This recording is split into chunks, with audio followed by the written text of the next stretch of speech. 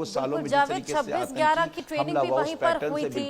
ऐसे में ना केवल पहलगाम हमला, लेकिन 26/11 का बदला भी यहाँ पर लिया गया है। और आगे जिस तरीके से आतंकवादी गतिविधियों को अंजाम देने के लिए अगर कोई मंशा भी रही होगी तो उसको लेकर भी स्ट्रॉन्ग मैसेज यहाँ पर दिया गया।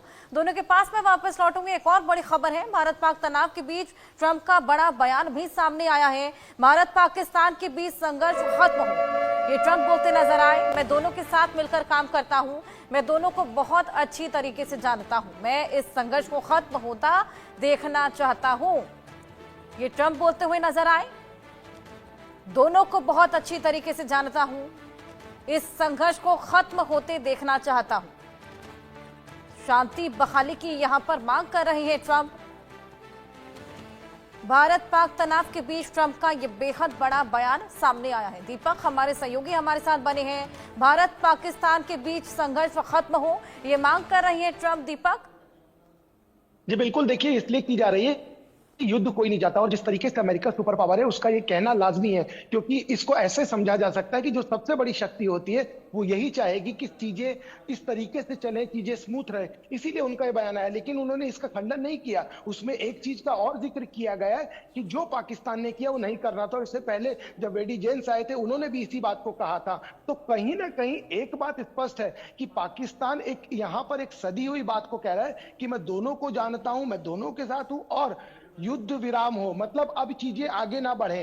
भारत के साथ जो हुआ, भारत ने उसका बदला ले लिया। अब भारत जिस तरीके का देश है ये सबको पता है कि भारत शांति ही चाहता है, और इसी शांति की वजह से भारत ने सिर्फ और सिर्फ आतंकी ठिकानों को ही हमला किया है, किसी आम आदमी को नहीं मारा। इस चीज को लगातार इसलिए दोहराया जा रहा है क्योंकि देश का चाहे रक्षा मंत्री हो, चाहे गृह मंत्री हो, चाहे प्रधानमंत्री हो, वो लगातार इसी बात को कह रहे हैं। अब जो बाकी लोग हैं, जो बाकी देश के, चाहे वो पुतिन हो, चाहे वो जापान के प्रधानमंत्री हो, इन सबने भी इस चीज को माना है, इस चीज को माना है कि जो भारत के साथ हुआ वो गलत था, और यदि भारत ने बदला लिया है तो गलत नहीं किया है। तो ये समझा जा सकता है। अमेरिका का इस तरीके से कहना, इस तरह की बात कहना, ये इसलिए भी जरूरी है क्योंकि युद्ध की स्थिति यदि बनेगी तो बहुत सारी चीजें खराब होंगी।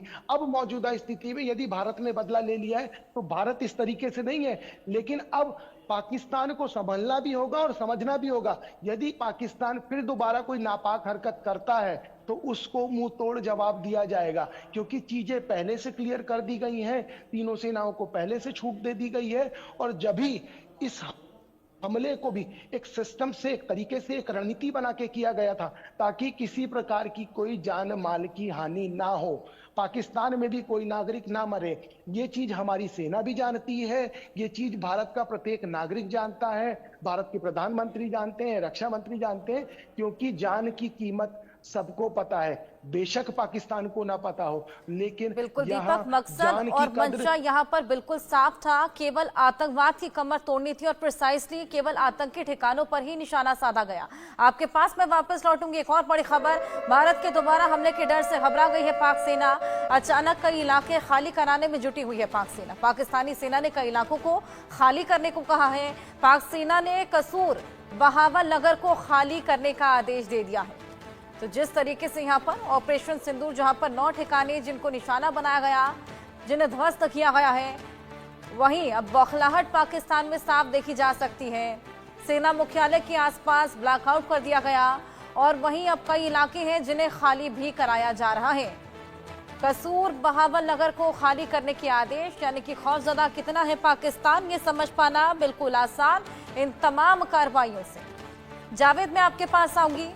सेना मुख्यालय के आसपास ब्लैकआउट और कसूर बहावल नगर, साथ ही तमाम ऐसी जगह जिन्हें खाली कराया जा रहा है, साफ पता लग पा रहा है कि पाकिस्तान खासा खौफजदा है।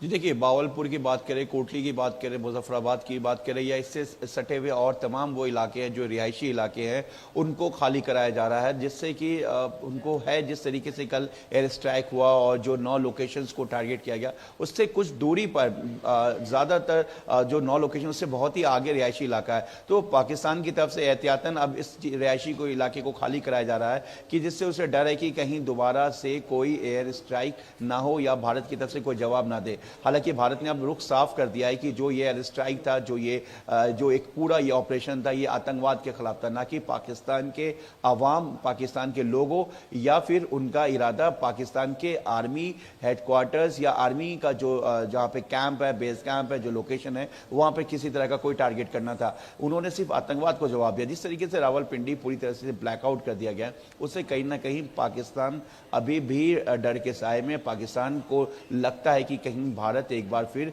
जवाब दे सकता है। हालांकि भारत का जो ऑपरेशन सिंदूर था, भारत का जो रुख था, भारत ने कल खुले मंच पर आकर राजनाथ सिंह की बात करें, देश के रक्षा मंत्री की बात करें, या फिर जो हमारे जो सेना के जो आर्मी की बात करें या एयरफोर्स की बात करें, उन्होंने साफ अपना रुख तय कर दिया और खुलकर कल मीडिया के सामने और लोगों के सामने उन्होंने कहा कि ऑपरेशन सिंदूर क्यों किया गया, इसके पीछे वजह क्या थी और किन किन लोकेशंस को टारगेट किया गया और वो लोकेशंस कौन थे जिसे सारी दुनिया ने सुना। वो लोकेशन था हिजबुल मुजाहिदीन, वो लोकेशन था लश्कर तौयबा, वो लोकेशन था जैश ए मोहम्मद, वो लोकेशन था आतंक का कैंप, वो लोकेशन था उस जगह जहां पर आतंकियों की मीटिंग होती थी, वो जगह था जहां पर विदेशों से लाए हुए लड़के या जो भारत से रेडिकलाइज करके जो लड़के वहां तक पहुंचते थे टेरर कैंप में, और जहां पर विदेशी टेरर कैंप के लड़कों को वहां पर रेडिकलाइज करके चाहते थे, नुकसान पहुंचाना चाहते थे, केवल वही आतंक के ठिकाने जिन्हें निशाना बनाया गया।